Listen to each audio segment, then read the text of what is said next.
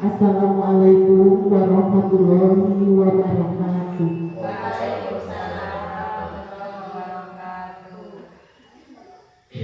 Alhamdulillahirabbil alamin. Wassalatu wassalamu ala asyrofil anbiya'i wal mursalin wa ala alihi wa sahbihi ajmain, amma ba'du. Pertama-tama marilah kita panjatkan puji dan syukur kehadiran Ilahi Robbi. Sholawat beserta salam semoga senantiasa dicurah limpahkan kepada baginda tercinta, yakni Habibana wa Nabiyana Muhammad sallallahu alaihi wasallam. Yang terhormat Ibu Kepala Sekolah SDN 4 Bandung Jaya dan Bapak Ibu Guru SDN 4 Bandung Jaya yang saya hormati. Alhamdulillah dalam kesempatan kali ini kita bisa berkumpul dalam acara. Sebenarnya ini acara untuk kebutuhan saya pribadi sebagai calon guru penggerak angkatan 10 yang harus memenuhi tugas, yaitu memberikan atau membuat aksi nyata dengan melibatkan kepala sekolah dan rekan sejawat. Terima kasih kepada Ibu Kepala Sekolah yang telah memberikan kesempatannya kepada saya untuk bisa berbicara di hadapan semuanya. Mohon maaf, bukan maksud saya menggurui, tapi saya hanya sekedar menyampaikan pemaparan atau pemahaman dari apa yang telah saya pelajari pada pendidikan guru penggerak pada modul 1.4, yaitu tentang disiplin positif. Sebenarnya Bapak Ibu guru pasti sudah mengetahui apa itu budaya positif dan disiplin positif. Kalau Bapak Ibu guru semuanya sudah membuka PMM, karena di PMM ada materi tentang budaya positif. Nah, saya mau bertanya terlebih dahulu. Di sini Ibu sudah ada yang membuka PMM tentang disiplin positif? Sudah? Alhamdulillah. Tentu Ibu atau Bapak sudah mengetahui apa itu disiplin. Disiplin di sekolah, mendisiplinkan anak. Kita sebagai guru pasti sudah mempunyai atau mempunyai kebiasaan bagaimana cara mendisiplinkan anak. Pasti sudah tahu, pasti sudah melaksanakannya, tapi yang seperti apa mendisiplinkan anaknya, yang seperti apa? Kira-kira yang sering Ibu lakukan untuk mendisiplinkan anak di sekolah itu yang seperti apa? Yang sering Ibu lakukan mendisiplinkan anak itu ada dengan hukuman, konsekuensi, dan restitusi. Apa itu hukuman? Hukuman bisa dilakukan, yang sering dilakukan secara spontan. Misalkan, contoh, ada anak terlambat ke sekolah, tiba-tiba Bapak Ibu guru, kenapa kamu terlambat sekolah? Karena kamu sudah terlambat, sekarang kamu keliling lapangan 5 kali. Itu adalah hukuman. Karena hukuman secara konsisten dibuat oleh guru itu sendiri, melibatkan anak dengan situasi atau dengan secara fisik. Apakah itu benar dilakukan seperti itu? Itu adalah hukuman cara mendisiplinkan anak yang kurang baik. Terus ada lagi konsekuensi. Konsekuensi itu seperti apa?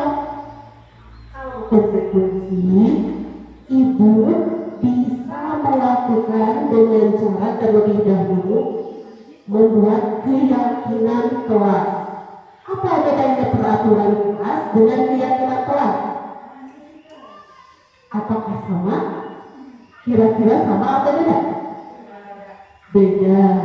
Kalau peraturan kelas itu bisa lebih rinci, kalau keyakinan kelas itu bisa lebih luas dan bisa lebih sedikit dalam pembuatannya. Contoh, kalau peraturan kelas satu, misalkan dilarang buang sampah sembarangan. Dua, jangan berbicara kasar. Dirinci itu peraturan kelas. Kalau keyakinan kelas lebih luas lagi. Contohnya, memiliki budi pekerti yang baik. Namanya budi pekerti yang baik itu apakah berbicara yang sopan atau berbuat baik kepada guru dan anak. Selanjutnya ada restitusi. Apa itu restitusi? Kalau restitusi, ketika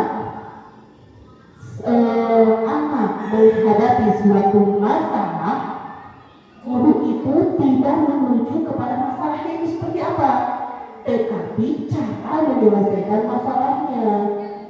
Guru tidak mencari kenapa, misalkan dicari masalah misalkan, tapi membuat atau mencari solusi dari permasalahan itu. Nah, kembali kepada keyakinan kelas, langkah-langkah membuat keyakinan kelas. Apakah ibu dan bapak guru sudah membuat keyakinan kelas di kelasnya masing-masing? Sudah, bagus, sudah. Terus pasti sudah mengetahui langkah dalam pembuatan keyakinan kelas seperti apa. Tentu ada langkah-langkahnya. Jangan seperti ini, guru membuat keyakinan kelas di rumah, tiba-tiba datang ke sekolah tempel di dinding. Apakah anak paham maksudnya keyakinan kelas itu? Tidak.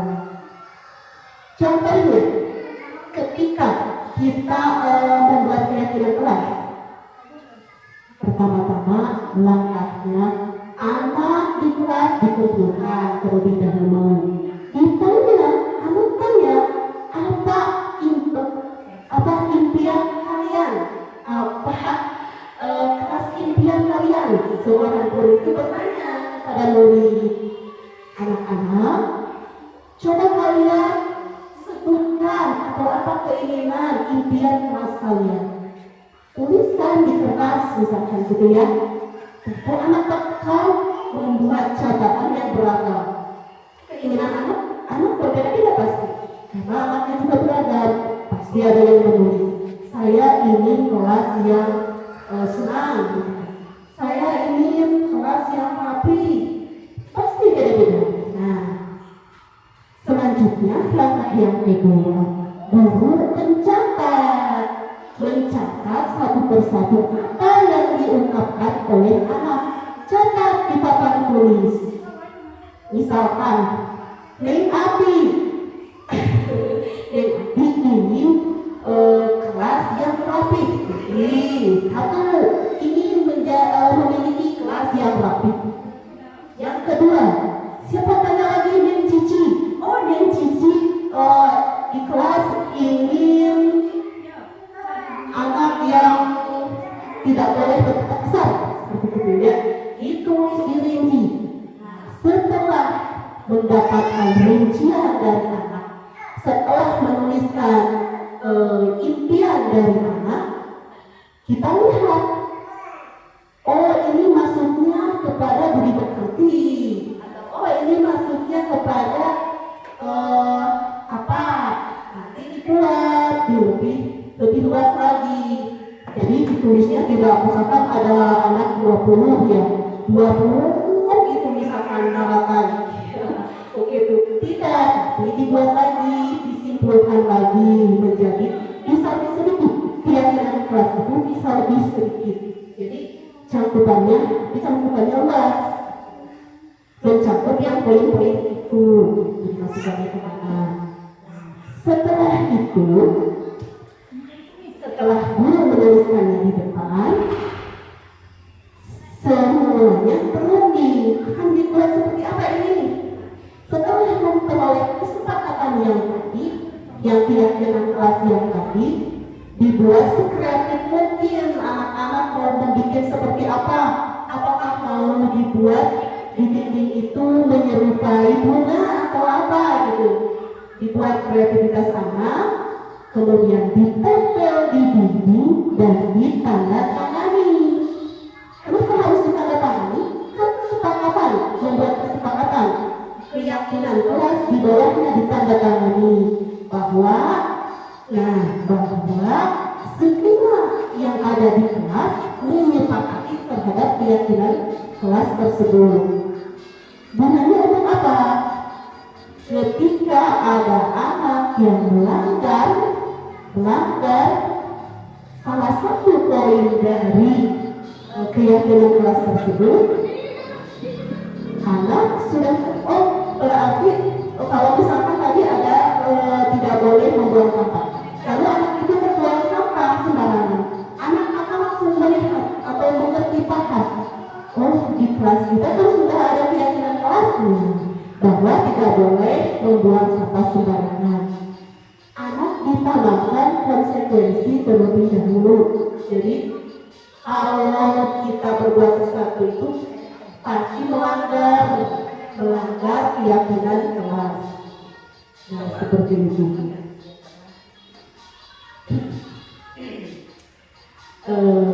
Bagaimana sampai sini? Apakah apa yang saya sampaikan kurang dipahami atau bagaimana? Silakan kalau ada yang mau bertanya. Sudah sangat jelas. Nah, disiplin positif dan nilai kebajikan yang ada di Indonesia itu apa? Nilai kebajikan yang ada di negara kita, negara Indonesia, negara kita apa? Profil pelajar Pancasila. Itu kita harus menerapkan nilai kebajikan yang ada di negara itu, yaitu profil pelajar Pancasila. Apa saja yang masuk kepada profil pelajar Pancasila? 1. Nilai religius, beriman, bertakwa. Terus apa lagi? Ayo ingat lagi. Yang kedua apa? Mandiri. Nah, mandiri, bergotong royong. Apa lagi?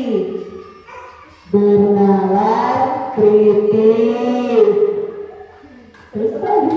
Kreatif. Nah, itu yang harus kita tanamkan kepada anak didik kita. Sebelum kita memerintahkan anak, sebelum kita menciptakan anak sesuai dengan profil kelas Pancasila, kita terlebih dahulu harus memberikan contoh. Itu sesuai dengan pemikiran siapa? Pemikiran Ki Hajar Dewantara, bahwa guru itu harus bisa menuntun anak sesuai dengan kodratnya. Kodratnya itu seperti apa? Ada kodrat alam dan juga kodrat zaman. Itu yang harus kita perhatikan. Selanjutnya,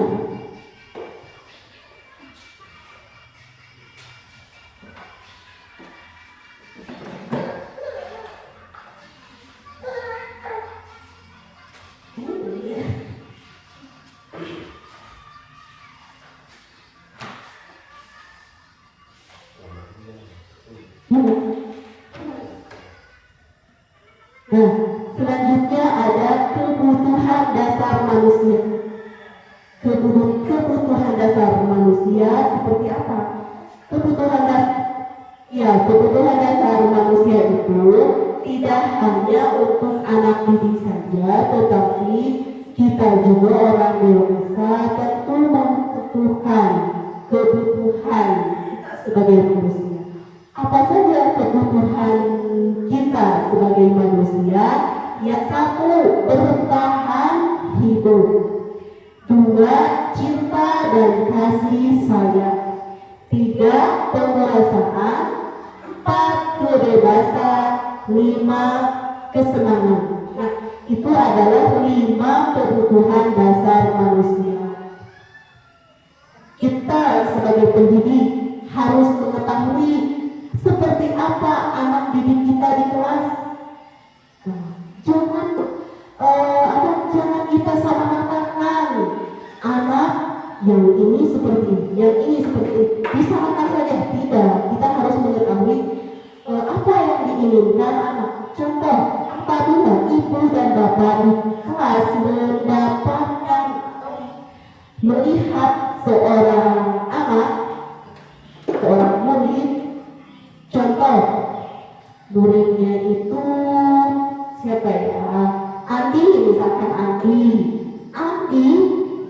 kalau di kelas tiduran terus gitu. Kenapa? Nah, inginnya itu anak itu belajar dengan cara tidur, mengikuti tapi sambil tiduran, aku seperti itu. Nah, kira-kira anak seperti itu menginginkan kebutuhan seperti apa? Semangat. Apakah dia senang atau membutuhkan kasih sayang?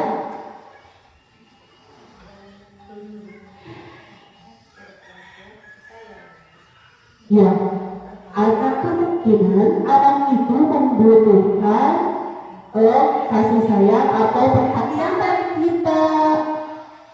Kita dekati, caranya kita dekati. Kenapa bisa seperti ini? Ininya seperti apa? Jadi didekati. Anak itu butuh perhatian. Terus, misalkan ada lagi kasus, banyak kasus misalnya. Seorang anak ketika ke sekolahnya kan sudah ada peraturan bahwa di sekolah itu harus memakai seragam sepatu hitam. Tiba-tiba anak itu datang ke sekolah memakai sepatu warna-warni. Kan itu berbeda dengan kenapa anak itu bisa seperti itu? Apakah kalian sebagai kita sebagai guru akan langsung menghukumnya? Atau bagaimana tindakan kita?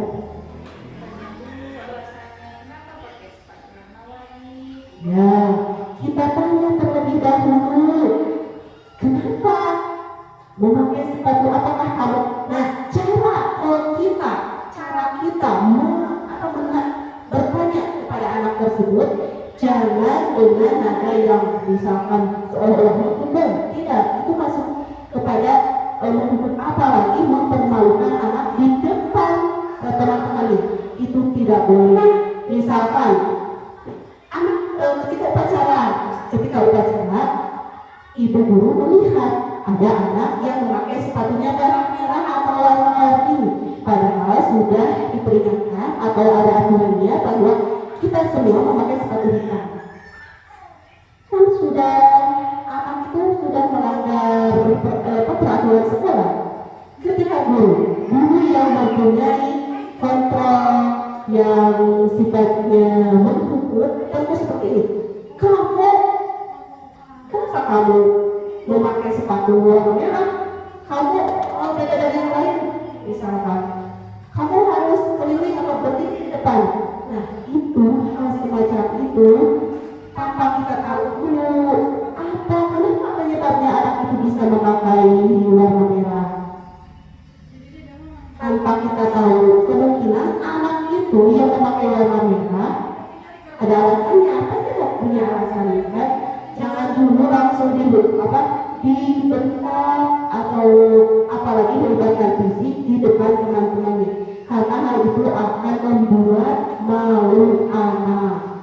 Dengan anak memiliki rasa malu, itu akan menjadikan anak rendah diri dari teman-temannya, terutama masuk ke mental anak. Jadi anak malu, kemungkinan rasa dendam timbul karena merasa malu. Yang baik itu yang seperti apa? Dalam mendisiplinkan anak, yang pertama dengan ada guru itu beda-beda. Ini cara mendisiplinkan anak itu ada yang dengan cara menghukum, ada juga yang dengan cara membuat rasa bersalah, ada juga yang sebagai teman, ada lagi sebagai pemantau, yang terakhir sebagai manajer. Mana yang lebih baik dari itu? Ada yang sudah tahu? Yang paling baik adalah kita sebagai pendidik harus memiliki kontrol sebagai manajer. Saya juga belum bisa masih memiliki rasa yang seperti kadang saya juga seperti ini di kelas, memiliki posisi kontrol yang membuat anak merasa bersalah. Setelah saya mengikuti pendidikan guru penggerak, saya banyak istighfar atas kesalahan yang saya buat. Alhamdulillah, dalam kegiatan pendidikan guru penggerak, saya memperoleh banyak sekali pencerahan dalam hati saya bagaimana cara menghadapi anak. Ternyata kalau selama ini kadang saya seperti ini, anak di kelas 1, heboh, gak bisa anaknya kurang disiplin begitu ya. Kemudian saya kadang seperti ini, diam, tidak mendekat, tapi saya diam. Supaya apa? Supaya anak sadar, misalkan memberikan suasana yang menegangkan dengan saya diam di depan, begitu saja melihat, tidak marah tapi hanya diam, membuat suasana canggung, membuat suasana seolah tegang. Niatnya supaya mereka disiplin, dan dengan gurunya seperti itu mereka sabar. Ternyata itu kurang baik, bukan seperti itu bisa berdampak buruk kepada anak. Jadi anak kenapa dalam hal itu salah, sering merasa salah, padahal anak itu tidak boleh seperti itu. Anak itu harus senang, bahagia, sesuai dengan pemikiran Ki Hajar Dewantara bahwa guru pendidik itu harus menjalankan pendidikannya yang berpihak kepada murid. Semua menjaga murid, apa-apa untuk murid, seperti itu. Kalau kita melakukan seperti itu, dampaknya anak akan merasa bersalah, menanamkan rasa bersalah kepada anak. Ada lagi yang seperti teman. Bagus nih, ini ibu guru ini, bapak guru ini dengan anak. Tujuannya saya ingin dekat dengan anak, menjiwai anak, kemudian bergaul dengan anak, sehingga saya bercanda, bergurau dengan anak. Bagus, bisa akrab dengan anak. Tetapi hal seperti itu bisa mengakibatkan anak misal rasa tidak apa-apa, ini ibunya juga seperti itu. Nah itu jadi membuat anak seolah-olah tidak ada, seolah-olah kalau memiliki perilaku yang seperti itu dianggap biasa, dan nantinya juga ibunya juga gak apa-apa, nantinya juga bapaknya juga gak apa-apa, bapak itu mas seperti itu. Nah itu adalah posisi kontrol yang seperti teman. Ada lagi posisi kontrol guru sebagai pemantau dengan sesuai berdasarkan konsekuensi. Kamu seperti itu, konsekuensinya seperti ini ya, langsung. Jadi memantau gurunya, posisi kontrolnya memantau anak, memantau dengan konsekuensinya harus seperti apa. Kalau manajer itu menanamkan langkah restitusi. Yang 3 itu, 1, menstabilkan identitas. Yang kedua, validasi masalah. Yang ketiga, menanyakan keyakinan kelas. Jadi kalau guru atau pendidik yang sudah tertanam jiwanya atau sudah memiliki posisi kontrol manajer, beliau itu akan menjalankan kedisiplinannya, mendisiplinkan positifnya dengan cara ada tahapan-tahapan yang ditentu. Contoh, ketika ada anak yang terlambat datang ke sekolah, misalkan sudah belajar dimulai, tiba-tiba anak itu baru datang. Guru yang memiliki posisi kontrol manager tidak akan langsung memberikan hukuman atau tidak akan langsung tidak akan dulu tapi tidak diapa-apain juga tidak, tetapi nanti anak itu bisa berbicara berdua, mencari tempat, tidak di depan anak juga yang lain, misalkan dipanggil, tapi suasananya tidak menegangkan, bukan suasana seperti yang ingin menghukum atau tidak, suasana yang santai, anak itu dipanggil.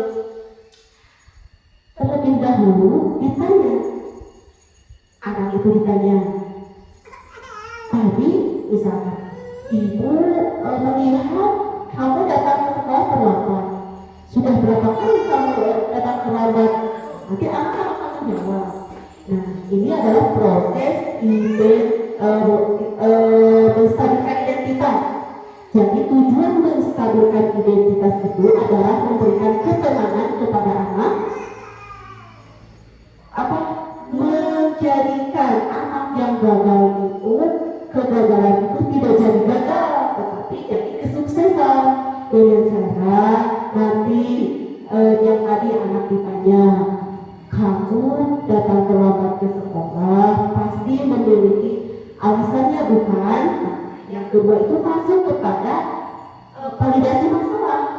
Kita sebagai guru mencari tahu apa lagi masalahnya. Iya Bu, misalkan. Nah, jangan buat anak tegang. Apa misalkan?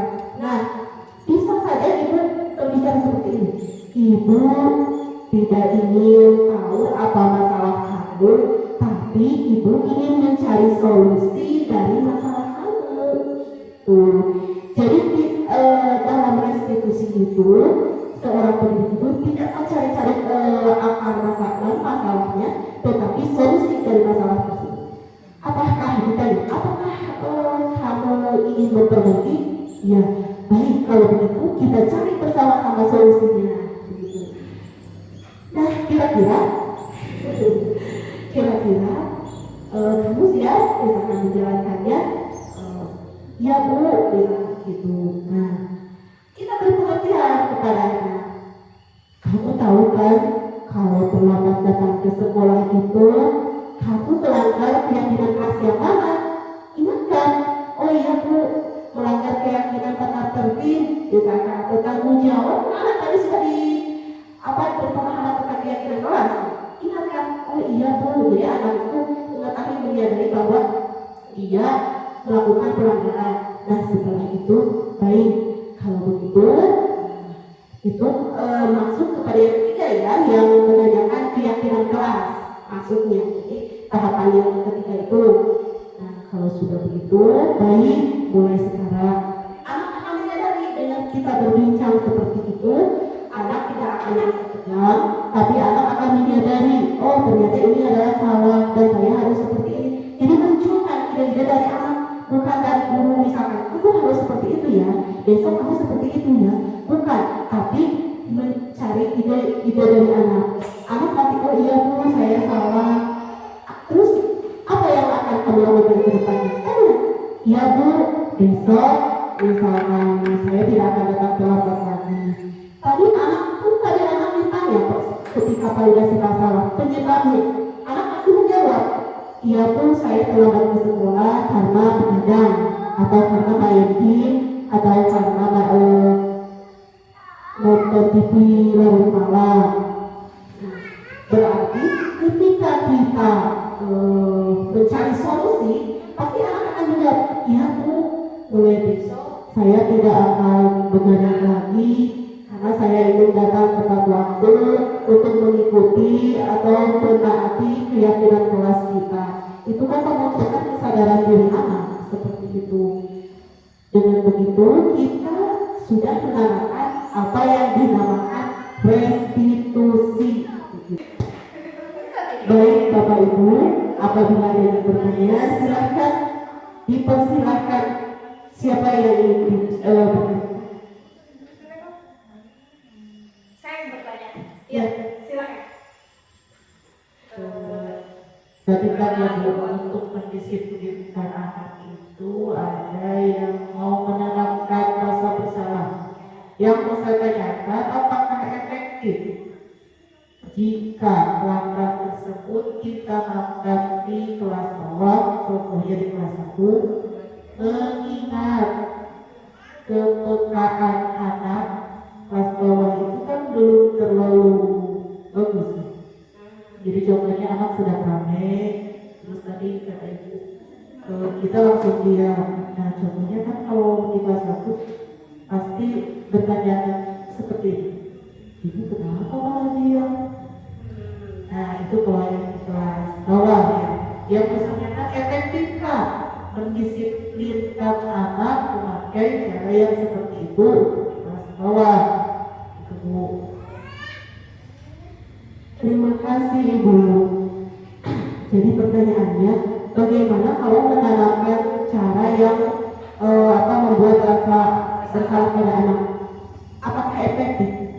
Justru yang saya paparkan tadi dari kelima yang tadi itu yang paling bagus, yang kita harus berusaha menjadi guru atau pendidik yang memiliki kontrol manajemen.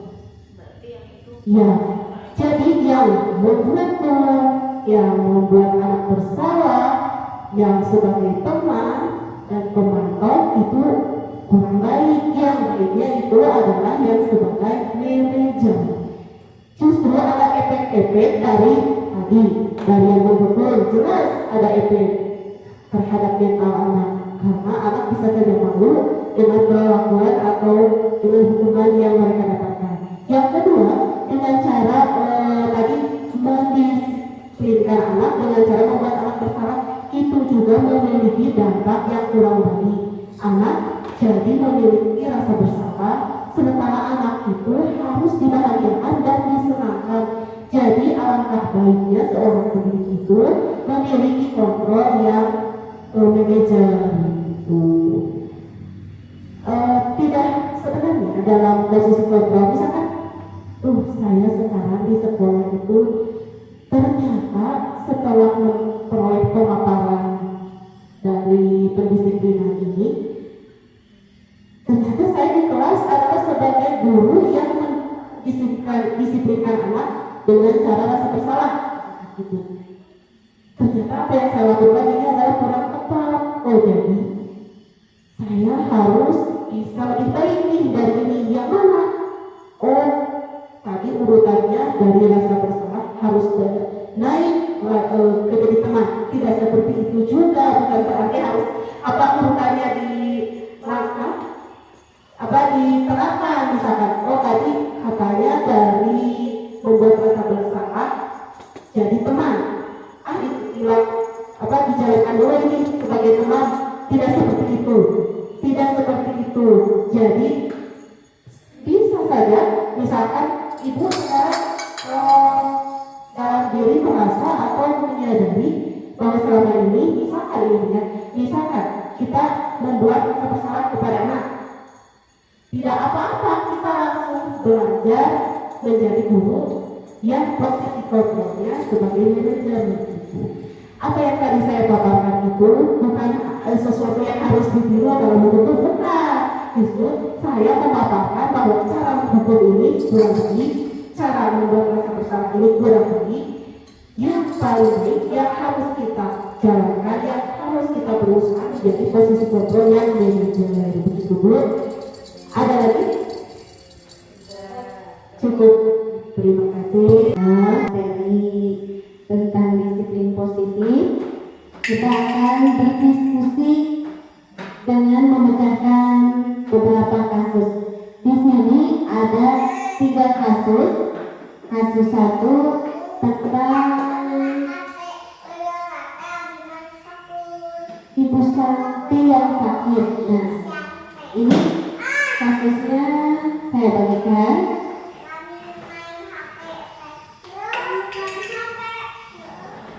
Ibu-ibu baca terlebih dahulu, diteliti, nanti di sana ada pertanyaannya. Siapa yang bisa atau memecahkan yang akan memecahkan masalah dari kasus tersebut? Nanti bisa siapa duluan yang akan menjelaskan?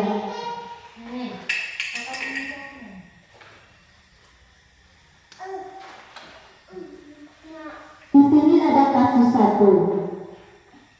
Guru matematika Ibu Santi sakit sehingga tidak dapat masuk dan mengajar. Akhirnya dicarikan guru pengganti Ibu Eni. Ibu Eni baru 2 tahun menjadi guru SD. Beberapa murid perempuan Titi dan Natali mengetahui hal ini dan mulai menggunakan kesempatan dan bersikap seenaknya, tertawa, tidak mengindahkan kehadiran Ibu Eni. Ibu Eni mencoba menyapa Pipi dan Natali dengan ramah, sambil mengingatkan mereka untuk tetap fokus pada pengerjaan tugas. Ayolah tugasnya kerjakan, nanti ibu ditegur bapak kepala sekolah kalau kalian tidak kerjakan tugas. Tolong bantu ibu ya. Namun Pipi dan Natali malah jadi tertawa. Ah ibu, santai saja bu. Mereka tetap tidak mengerjakan tugas dan malah mengobrol. Keesokan harinya, Ibu Santi memanggil Pipi dan Natali serta menanyakan tentang laporan ibu ini. Ibu Santi menanyakan apakah mereka bersedia melakukan memperbaiki permasalahan yang ada. Pipi dan Natali sempat ragu-ragu dan membela diri, namun pada akhirnya mengatakan akan meminta maaf. Ibu Santi menanggapi bahwa tindakan itu boleh saja dilakukan bila mereka sungguh-sungguh ingin meminta maaf. Namun Ibu Santi menanyakan kembali apa yang mereka bisa lakukan untuk menggantikan rasa tidak dihormati Ibu Santi. Baik Pipi maupun Natali mengakui bahwa perilaku mereka tidak sesuai dengan keyakinan kelas. Ibu Santi melanjutkan kembali apa yang akan mereka lakukan untuk memperbaiki masalah. Apakah ada gagasan? Setelah berpikir sejenak, Natali dan Pipi mengusulkan bagaimana kalau mereka mengadakan sebuah diskusi kelompok dengan teman-teman sekelasnya. Tema yang mereka pilih adalah penerapan keyakinan kelas, terutama tentang sikap saling menghormati dan bagaimana penerapannya di kehidupan sehari-hari di sekolah. Usulan kedua adalah mengirim email kepada Ibu Eni tentang gagasan mereka tersebut. Mereka pun memberitahu Ibu Eni bahwa mereka telah memberitahu kepala sekolah.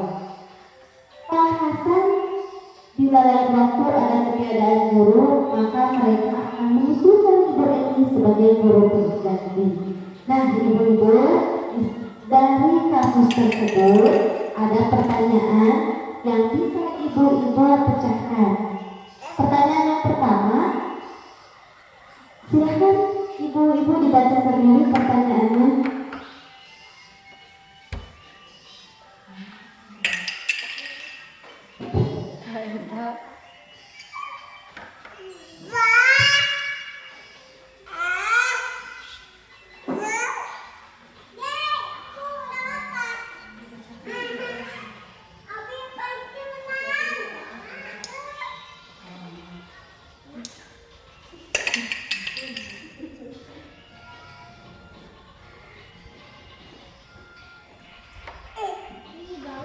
Ibu, siapa yang akan duluan atau siapa yang akan menjawab dari kasus satu? Ibu Desi, oh ya, silahkan Ibu Desi.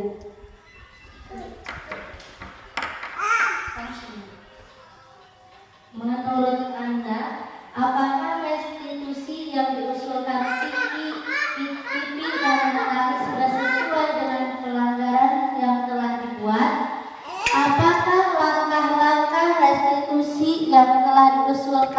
mereka? Ya. Bisa langsung dijawab, Bu?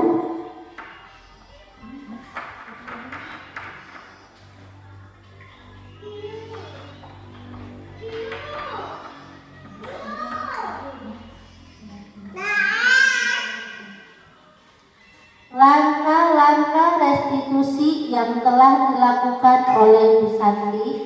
Yang pertama, menstabilkan kelas dengan menanyakan permasalahan kepada siswa apa yang terjadi ketika Ibu Santi tidak masuk kelas. Yang kedua, validasi tindakan, yaitu membahas apa alasannya Pipi dan Natali telah melanggar keyakinan kelas. Dan yang ketiga, menanyakan keyakinan dengan mengingatkan kembali tentang keyakinan kelas yang telah disepakati bersama dan menanyakan apa yang belum dikuasai dari keyakinan tersebut. Ya, terima kasih Ibu. Jadi menurut Ibu Cici bahwa langkah-langkah restitusi yang telah dilakukan oleh Ibu Santi diantaranya satu, menstabilkan kelas, dua, validasi kelas, dan menanyakan keyakinan. Ya. Terus ada pertanyaan yang kedua, Bu.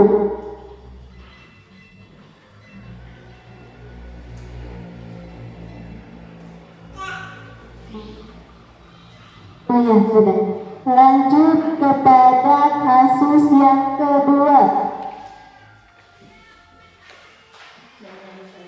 Nah, di sini ada sebuah kasus. Sabrina hari itu bangun terlambat dan terburu-buru sampai di sekolah. Dia pun akhirnya sampai di gerbang sekolah, tapi baru menyadari kalau tidak menggunakan sepatu hitam seperti tertera di peraturan sekolah. Di depan pintu kelas, Bapak Lukman memperhatikan sepatu Sabrina yang berwarna coklat. Sabrina berusaha menjelaskan bahwa dia terburu-buru dan salah menggunakan sepatu. Pak Lukman menanyakan Sabrina apa peraturan sekolah tentang seragam warna sepatu.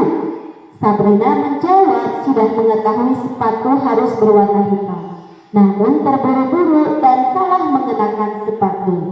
Selain tidak mungkin kembali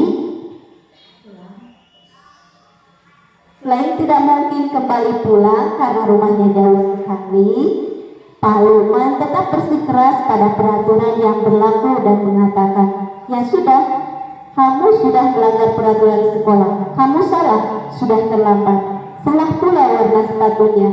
Segera buka sepatumu, kalau tidak bisa menggunakan warna sepatu sesuai peraturan. Sabrina meminta maaf dan memohon kepada Pak Lukman agar tetap dapat mengenakan sepatunya dan berjanji tidak akan mengulang kesalahannya. Namun Pak Lukman tidak mau tahu. Tidak, kamu telah melanggar peraturan sekolah. Kalau tidak sanggup ambil sepatu di rumah atau diantarkan sepatu ke sekolah, ya sudah, kamu tidak bersepatu saja seharian di sekolah. Sekarang coba sepatumu dan silakan belajar tanpa sepatu seharian. Sabrina pun dengan berat hati mencopot sepatunya dan memberikannya kepada Pak Lukman. Seharian dia tidak berani berkeliling sekolah karena malu dan lebih banyak berdiam diri di kelas tanpa alas sepatu. Pak Lukman menanyakan Sabrina, apa peraturan sekolah tentang seragam warna sepatu? Sabrina menjawab sudah mengetahui sepatu harus berwarna hitam.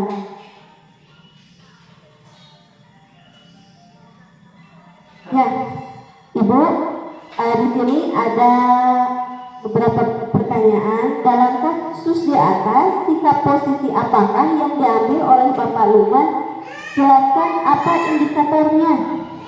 Silakan Ibu, kalau mau ditelaah lagi atau mau langsung menjawab.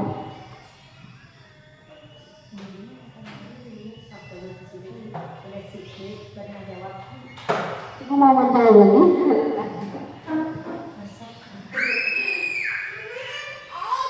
Sikap posisi yang diambil Bapak Lukman adalah sebagai penghukum.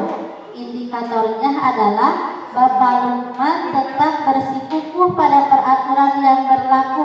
Ya sudah, kamu sudah melanggar peraturan sekolah, kamu salah. Sudah terlambat, salah pula warna sepatunya. Segera buka sepatumu kalau tidak bisa mengenakan warna sepatu yang sesuai dengan peraturan. Dan yang selanjutnya, tidak, kamu telah melanggar peraturan sekolah. Kalau tidak sanggup, ambil sepatu di rumah atau diantarkan sepatu ke sekolah. Ya sudah, kamu tidak bersepatu saja seharian di sekolah. Sekarang copot sepatumu dan silakan belajar tanpa sepatu seharian.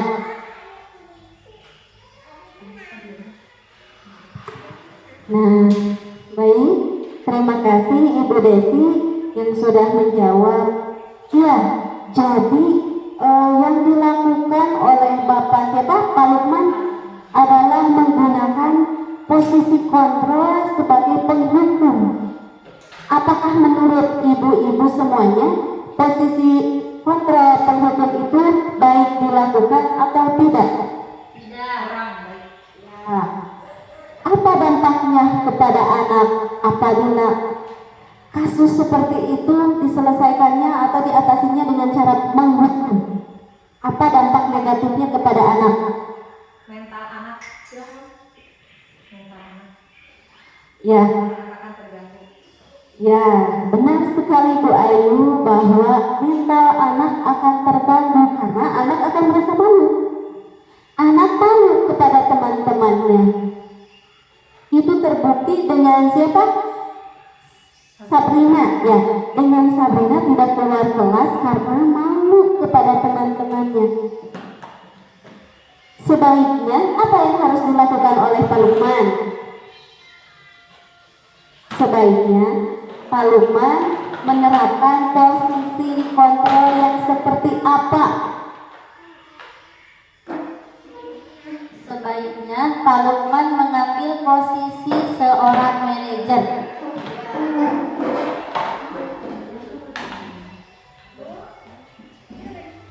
Ya, sebagai manajer, bahwa kalau sebagai manajer itu bisa melakukan yang kemarin, langkah-langkah apa yang kemarin dilakukan? Apa sih? Yang apa, langkah-langkah apa yang tadi saya jelaskan? Segitiga apa yang tadi saya jelaskan? Tahapan dari segitiga restitusi. Stabilkan kelas. Ya, dari segitiga restitusi menstabilkan identitas, terus menanyakan apa tindakan yang salah, terus menanyakan keyakinan kelas. Jadi jangan langsung anak diberi hukuman. Itu sangat tidak baik. Sebaiknya kita sebagai guru menghadapi anak kasus seperti ini dengan cara kita menempatkan diri sebagai pendidik yang memiliki kontrol sebagai manajer, begitu. Terima kasih Ibu Cici dan Ibu Ayu yang sudah menjawab. Ada lagi satu lagi kasus. Oh, ini pesertanya jadi dua. Jadi dua. Karena kemana? Tadi ada Ibu sama Bapak mau ada kegiatan rapat, jadi Ibu berdua saja. Kasus yang ketiga.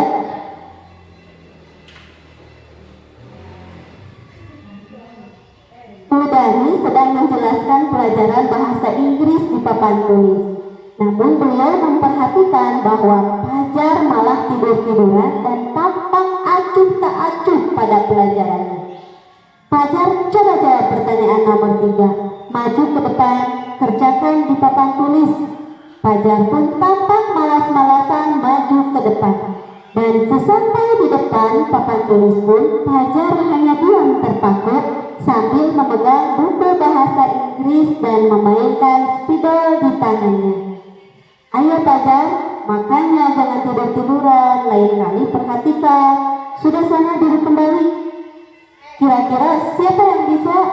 Fajar pun kembali duduk di bangkunya. Hal seperti ini sudah seringkali terjadi pada Fajar. Seperti tidak memperhatikan acuh tak acuh dan nilai-nilainya pun tidak terlalu baik untuk pelajaran bahasa Inggris. Pada saat ditegur oleh Ibu Dani, Fajar hanya menjawab, "Tidak tahu Bu." Ibu Dani pun menjawab dulu, "Gimana kamu Fajar? Kamu tidak kasihan sama Ibu? Ya, Ibu sudah capek-capek mengajarkan kamu. Tidak kasihan sama Ibu." Dan Fajar pun diam membisu. Nah, di sana ada beberapa pertanyaan.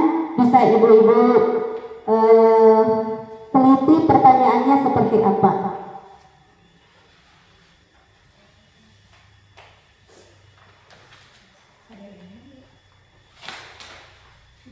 Di sana ada berapa pertanyaan? Ada 4 pertanyaan. Ya, siapa yang Ibu Ayu mau menjawab atau Ibu Cucu? Siapa lagi? Mencoba menjawab.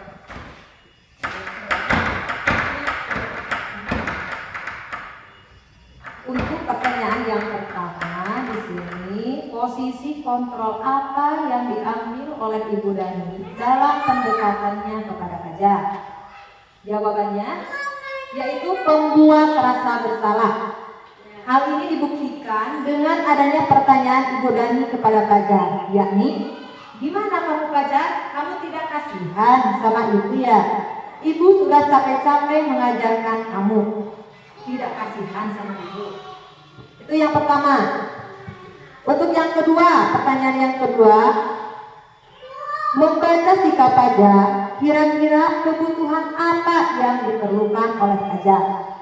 Kebutuhan yang diperlukan oleh Fajar yaitu kebutuhan kasih sayang dan rasa diterima atau kebutuhan untuk diterima. Pertanyaan yang ketiga, bila mana Ibu Dani mengambil posisi pemantau, apa yang akan dilakukan atau dikatakan olehnya? Pertanyaan-pertanyaan seperti apa yang akan diajukan? Jelaskan. Sebagai pemantau, Ibu Dani akan mengawasi dan bertanggung jawab terhadap Fajar. Beliau akan mencatat, menghitung, mendata, dan mendata perilaku Fajar yang tidak sesuai. Pertanyaan yang bisa diajukan, yang pertama, Fajar, apa peraturan dan keyakinan kelas yang telah kita sepakati saat pembelajaran? Yang kedua, apa yang telah kamu lakukan saat pembelajaran hari ini? Dan yang ketiga, apa sanksi atau konsekuensi yang telah kita sepakati untuk kesalahan seperti yang kamu lakukan? Itu pertanyaan nomor 3. Satu lagi, pertanyaan nomor 4. Apabila Anda adalah sebagai kepala sekolah di sekolah Fajar dan mengetahui hal ini, bagaimana tindak lanjut Anda? Sebagai kepala sekolah, untuk menindaklanjuti kasus Fajar, saya akan berkolaborasi dengan Ibu Dani untuk menyelesaikan masalah tersebut melalui pendekatan restitusi. Melalui pendekatan ini, kami membantu Fajar menjadi lebih memiliki tujuan, disiplin positif, dan memulihkan dirinya setelah berbuat salah. Penekanannya bukanlah pada bagaimana berperilaku untuk menyenangkan orang lain atau menghindari ketidaknyamanan. Namun tujuannya adalah menjadi orang yang menghargai nilai-nilai kebijakan. Melalui pendekatan restitusi, ketika Fajar berbuat salah, kami bisa menanggapi dengan mengajak dia berefleksi tentang apa yang dapat dilakukan untuk memperbaiki kesalahannya, sehingga dia menjadi pribadi yang lebih baik dan menghargai dirinya. Mungkin begitu saja. Terima kasih Ibu Ayu. Sambil menunggu yang lain masuk kembali ke ruangan ini, dikarenakan ada sesuatu ya, ada tamu sebentar. Nanti juga ibu-ibunya di sini dan bapaknya di sini lagi.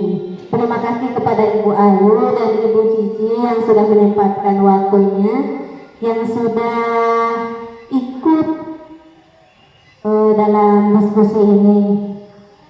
Silahkan Ibu, apabila ada yang ingin ditanyakan kembali, boleh ditanyakan. Terima kasih. Terima kasih. Mohon maaf apabila apa yang dikatakan oleh saya kebanyakan tidak mengerti atau kurang dipahami. Mudah-mudahan apa yang saya paparkan bisa dijalankan, bisa ada manfaatnya untuk kita semua ke depannya, terutama untuk memajukan pendidikan di SD 4 Jaya ini. Tidak hanya di SD 4 Jaya ini, semoga ibu bapak guru di sini juga bisa menyebarkannya ke teman-teman yang lainnya. Oh ternyata dalam mendisiplinkan anak itu ada tahapannya gitu ya. Ada 5 posisi kontrol guru. Tadi apa saja ya? Satu. Yang pertama ada yang hukuman, ada apa? Memberikan rasa bersalah pada anak, ada sebagai teman, ada sebagai pemantau, ada juga sebagai manajer. Nah yang paling baik yang harus kita usahakan itu adalah kita sebagai manajer. Nah dengan cara kita menanamkan sebagai manajer itu juga ada langkahnya, 3 langkah restitusi yang tadi ya. 1, validasi identitas, yang kedua validasi kesalahan, yang ketiga keyakinan kelas. Nah insya Allah dengan kita menanamkan yang ketiga itu, kegiatan pembelajaran bisa berjalan dengan baik, anak-anak juga disiplin. Pertama, sebelum kita mendisiplinkan anak, kita juga harus disiplin terlebih dahulu, memberikan contoh, mengukur kepada anak apa yang harus kita lakukan, apa yang harus kita berikan kepada anak sesuai dengan pemikiran Ki Hajar Dewantara. Nah, itu yang harus kita lakukan. Yang harus kita lakukan. Mudah-mudahan ke depannya ibu dan bapak guru juga bersemangat dalam mengikuti pendidikan guru perguruan. Karena saya sudah mengalaminya dan menjalankannya, bahwa banyak sekali manfaat yang saya peroleh dalam pendidikan guru perguruan, terutama dalam tugas-tugas kita sebagai pendidik. Sekian yang bisa saya paparkan. Mohon maaf yang sebesar-besarnya. Wabillahi taufiq wal hidayah. Wassalamualaikum warahmatullahi wabarakatuh. Assalamualaikum warahmatullahi wabarakatuh. Saya rekan sejawatnya Ibu Ailia Listiani akan memberikan testimoni terhadap pemaparan yang telah dipaparkan oleh beliau yang berjudul Disiplin Positif. Menurut saya pemaparannya sudah sangat lugas, jelas dan bisa dimengerti juga, terlebih terhadap pendisiplinan anak itu sendiri. Saya juga sangat tertarik terhadap materi itu dan sedikit tertarik juga untuk menjadi CGP, sehingga menurut saya pemaparannya sudah bagus. Semangat Mai.